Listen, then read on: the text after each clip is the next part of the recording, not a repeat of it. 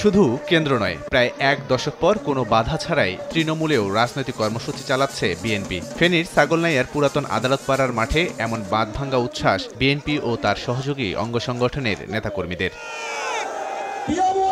জাতীয় বিপ্লব ও সংহতি দিবস উপলক্ষে আয়োজিত সমাবেশে যোগ দেন বিএনপি মহাসচিব মির্জা ফখরুল ইসলাম আলমগীর। দূর দূরান্ত থেকে আসা নেতাকর্মীরাও ঢলে ঢলে অংশ নেন সমাবেশে।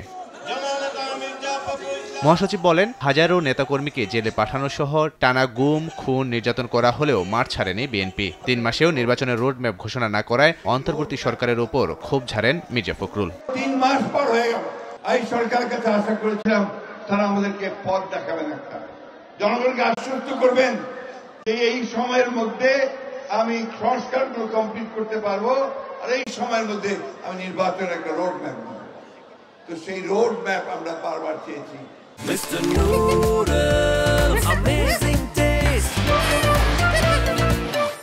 এর আগে বিএনপি চেয়ারপারসন বেগম খালেদা জিয়ার পৈতৃক বাড়ি পরিদর্শন করেন মহাসচিব। সেখানে বন্যায় ক্ষতিগ্রস্তদের মাঝে শিক্ষা উপকরণ ও ঢেউটিন বিতরণ অনুষ্ঠানে তিনি বলেন, কারো রাজনীতিতে বাধা দিতে পারে না বিএনপি। নির্বাচনে আওয়ামী লীগের থাকা বা না থাকার সিদ্ধান্ত জনগণের।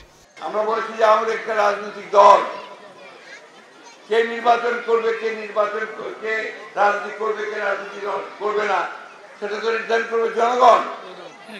আমি একটা রাজনৈতিক দল হিসেবে তো সেই নির্ধারণ করতে পারি না। সুতরাং এখানে কোনো ভুল বুঝাবুঝির অবকাশ নাই।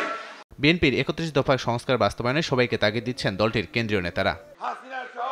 লাবিব হাসান, সময় সংবাদ।